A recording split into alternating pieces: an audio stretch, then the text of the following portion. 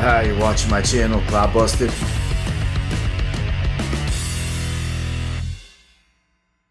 Alright, what's going on, you guys? So it's time for a motor upgrade on the Super Cloud Black. So if you haven't seen my other videos on this truck, I'll fill you in. So a while ago, I pre-ordered a Super Clodbuster Black Edition kit, and I built it. And when I ordered the truck, I also ordered a ball bearing kit for the gearboxes.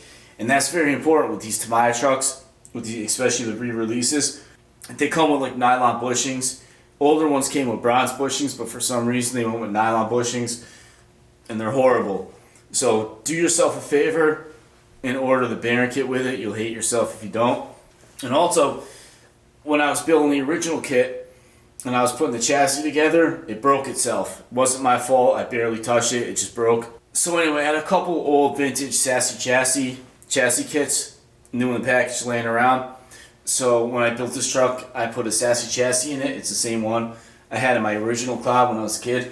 So that was pretty cool. But other than that, it's pretty much all stock. And I decided I wanted to make it a little bit faster. I don't want to go crazy. I don't want to put like a dual brushless setup in it because this isn't a race Cloud. If I was building a race Cloud, it'd sit lower. I'd build a custom chassis, lengthen the wheelbase, all that, run a brushless motors.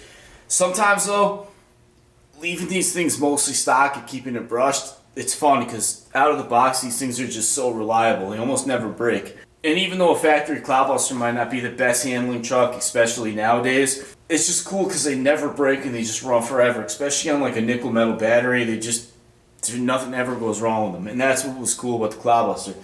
So I'll show you what I'm putting in for motors. So these are the motors I'll be using. 15 turn HPI firebolt motors. I've run these for a long time. Never had any trouble. They've always been just as durable and reliable as the stock Clodbuster motor, so to me it's a great upgrade. And they're pretty cheap too. They're like $19 a piece on eBay, plus shipping. And I'm sure if you look around you can find them cheaper than that.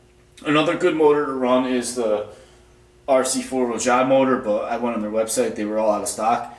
So I went with the firebolt motors. They're tried and true. I've used them for a while. And they're definitely a good upgrade over the stock 27 turn motor. So now I'll get to putting these things in.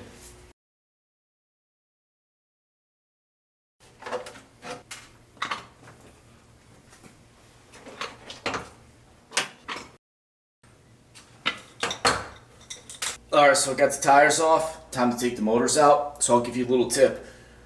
Most people, when they take the motors out of these trucks, they start taking the suspension apart. They undo them right here, undo all this stuff. You don't need to do that. All you have to do is take out this screw right here. And this is the bracket that holds the gearbox to the lower trailing arm. So you just take this out. And now you can rotate this gearbox up. You'll hear it turn the servo. Now you have access to the screws that hold the motor in. And that saves you a lot of time not having to take all the suspension apart. So like it's no big deal if you're rebuilding this thing on a bench, but like if you're at a racetrack or something and the motor fails, remember that there's no need to take the whole thing apart.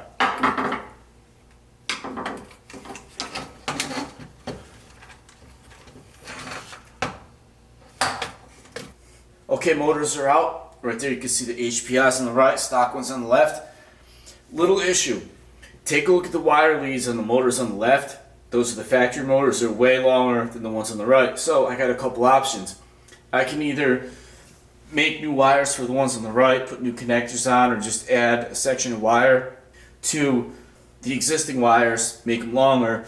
Or I could do the old switcheroo and just unsolder the wires from the factory motor, put them on the HPIs. So that's what I think I'm going to do.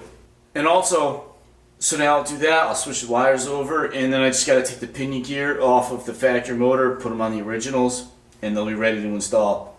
And one other thing to note, so if you're going to do a motor swap on a Clodbuster, you want to make sure you find a motor that's zero timing or adjustable timing where you can adjust it to zero, or one motor has to be standard rotation and the other has to be reversed if it's not zero timing. So easiest way, just find a motor that's zero timing and you're good to go.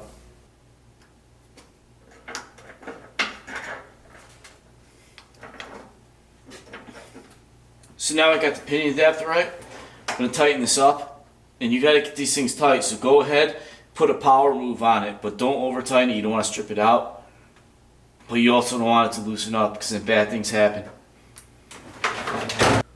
So now I'm going to switch the wires over, but before I do the old switcheroo, I want to show you something real quick. I picked up a new soldering iron. Let me show it to you. So this thing's pretty cool. It's a Matco Tools, part number SKR. And this is their newest soldering iron kit. It came out about a month ago. And this is a cordless rechargeable lithium ion soldering iron. And if you take a look, it comes with a couple attachments. One's for heat shrink and the other two are just soldering. It gives you a little roll of solder. Plus this thing right here is just for cleaning off the soldering iron. So right here's the cover. You just take that off. There's a soldering tip. Right here's the end where you charge it. They give you this cable, hooks up to a USB. Everybody's got one of those, at least one. If not, you can buy it at your local convenience store. Right here is the on-off switch. You put this on, you push this red button, LED lights up, and it heats this thing up to 1100 degrees in 8 seconds. It's insane. This thing being cordless, it gets hotter than any plug-in soldering iron I've had, or even like the butane ones. So 8 seconds is all it takes. And that thing's ready to solder.